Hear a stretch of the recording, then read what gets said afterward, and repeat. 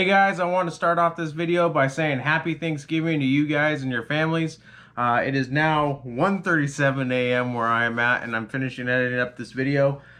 Just wanted to take the time to tell you guys how thankful and grateful we are to have you as subscribers and viewers, and hope you guys have a stellar day, and hope you enjoyed the video, and we'll see you guys next time.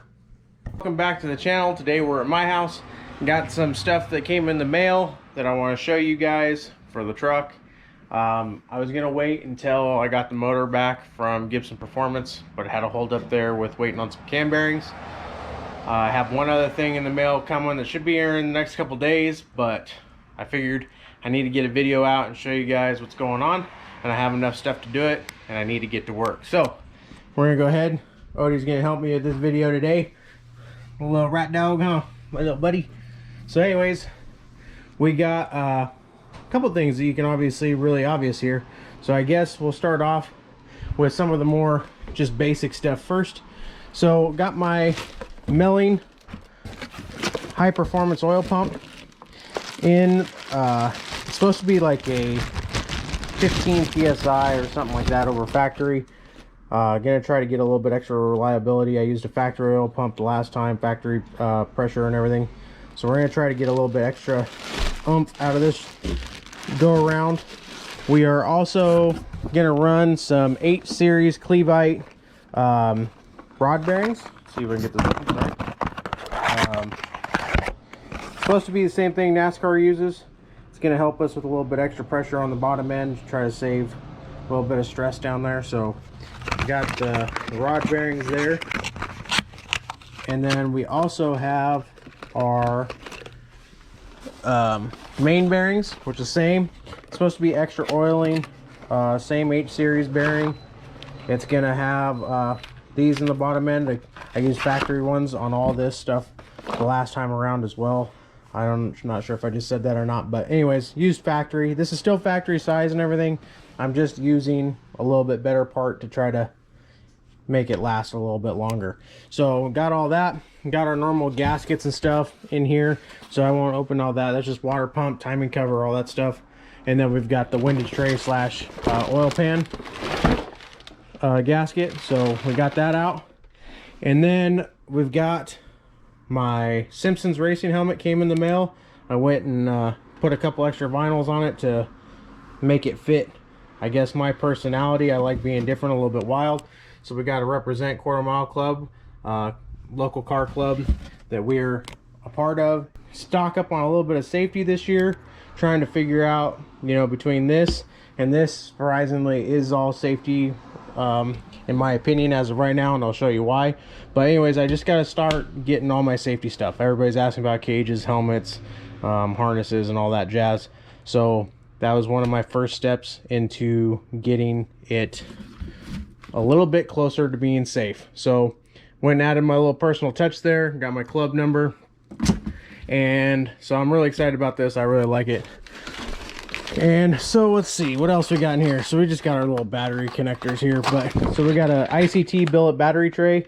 I've been getting bugged at the track a lot about getting rid of my plastic one and going to a metal, more solid, sturdy. So I got my ICT battery tray, and then obviously I got my Calvert Racing Caltrax suspension here for my truck. I've been running factory 4-cylinder leaf spring and factory 4-cylinder shocks, and once we get out to the garage you'll see as to why I'm opting to go this way. No, surprisingly enough, it's not a traction issue that I am having. Excuse me. I'm actually having an issue that I never thought I would have, so I'll get to that here in a bit. Alright guys, so we're back out here in the shop, and I'll show you as to why I pulled the trigger on the Caltrax. So some of you guys might have heard in some other videos that I bent the leaf spring. So I was actually launching and flexing so hard that I don't know if you guys can pick that up, but the leaf spring is bent in a S shape when that is supposed to come this way, and it's obviously now going like this. So I had to get another leaf spring. It's still a factory 4-cylinder leaf spring. Some of it has to do with this weird override contraption, but either way, based on talking to Calvert, they said this would have happened. So essentially what's happening is the front of this is trying to pull towards the front of the truck while also twisting up, and it is causing the suspension to load really hard, bind, and bend. So we're gonna go ahead and change this leaf spring out with this one right here. Went and got another one, got it painted black, got it all cleaned up. All right, so we got the leaf spring out. It doesn't look nearly as bad outside of it because it's not loaded, but it was about another, let's say inch bent down while it was loaded up in the truck, which means the rear end probably wasn't 100% straight. So gonna throw this other spring in, and this kind of gives you guys an idea that this should be touching each other pretty much, and there's a pretty good gap there. So it should look a lot like this side. So anyways, gonna get that in. We're gonna delete this factory overload system that Dodge made for braking, and get some stuff cleaned up and throw one side of the Caltrax on. So I didn't get a lot of filming done on this, but it is in, or to some degree. I got to tighten some bolts, and I still got to put this on. Getting the bushing out of this was tough, and I didn't get a lot of filming on that, and I was having a hard time actually getting it back up because this was pinched too tight, and it was not giving me enough room to slide the Caltrac in. It is now in. I got the block in. I'm gonna put the bar on real quick, and then I'm gonna lower the rear end there onto the block and cinch everything up right after this.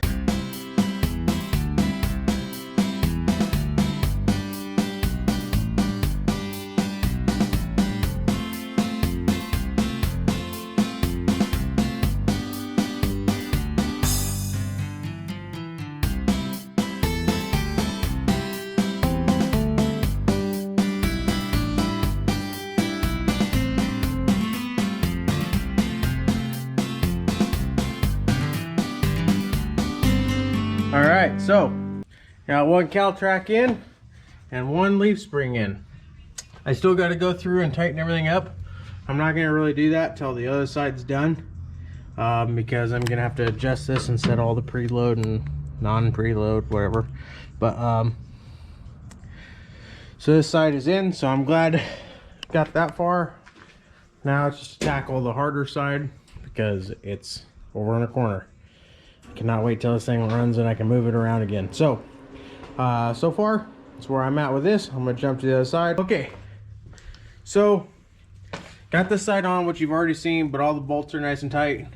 Other side is done as well. Tires on, so everything is adjusted. I mean, there's gonna be fine-tuning / adjustment in this once I actually set it in the ground, but as far as what the instructions say, I have a little bit of air gap right here under this. I'm not sure if you guys can see that. And the rear end is suspended. I gotta kind of squeeze myself in here. This side is done the same way. That's pretty much the gist of it, but I wanted to mostly bring you on this side so you guys could see this. I don't know how well it'll pick up, but I don't know if you see this groove here all the way around the tire. It's not supposed to be there. That's a pretty bad one right there, and bad one right here. So the point to this is I'm really trying to, obviously, one, perfect the truck and make it work better, even though it works really good the way it is. I got a huge tire on it. It's flexing. I'm eating up really expensive tires coming up here digging on this, and yes, I could just cut it, but I really don't want to do that. So the Caltracs are going to help to some degree. No, I don't expect that to cure it, but I have another thing on the way that will hopefully at that point really stiffen up the rear end to where we don't have so much flex to the right. We'll get some better 60 foots. We'll put more power to the ground, which in terms means faster times. So I'm really excited about that. As far as what I'm doing the rest of today, I'm probably gonna take a quick break. I haven't eaten yet. I'm gonna put the tire back on. I might set it down on the ground, and then well, that might not entirely be true, because I gotta run the battery switch right here. I gotta actually run the wire to it, and then I'll probably put my tray in. All right guys, so I got some of the wires taken out. This used to be my alternator wire. It used to just kind of drape over something like this. Alternator's on this side, runs around up and up into the main harness right here. I'm not 100% sure well, I shouldn't say I'm not 100% sure I'm doing it right. I'm pretty sure I'm doing it right. It's just the way I'm doing it. There might be a simpler way, but I'm taking the alternator wire out and I'm taking the battery wire that used to come up like this one and connect into here. Well, since I'm running it to a switch, sorry, I cut the main harness, ran a new wire. So this goes from the cutoff switch all the way from the bed of the truck, which I'll show you, up to here, which will come up to the harness now. One solid wire. Now I'm gonna run a new alternator wire back to the battery, or pretty dang close. I'm gonna probably join it together somewhere about here. And then I'm gonna run a battery wire from there down to the alternator wire, and then connect that into one wire going into the shutoff switch. The only other way I feel like I could do that is run a wire all the way up to the battery, and then one from the battery all the way back to the switch. We got the wire in the truck and ran. This is the new alternator wire that goes back to the battery, into the bed, from the battery to one side of the switch, and then one solid wire from the one side of the switch all the way up to the main harness up here. This is all heat shrinked in. I'll go this way. It's all heat shrinked in and nice and solid. And the battery is of course dead, but what we can do is we sneak back here, we hit the switch on, got a little buzzer, got a dash working, got a light working, so everything's working in here. And then obviously come right back to the switch and shut it off. So I would say the cutoff switch is a win. I do have some work to do as far as tucking the wires. Probably more on final assembly because it's still a little messy under there. I thank you for you guys tuning in this far. Like, share, subscribe. If you want to pick up some merch and you don't know where to get it, drop a comment below and we'll message you. Or go to Facebook, check out Crazy House Performance on Facebook. Drop us a message there and we'll get you a shirt. We do have some more stuff coming soon. So thank you again, and I'll see you guys next time.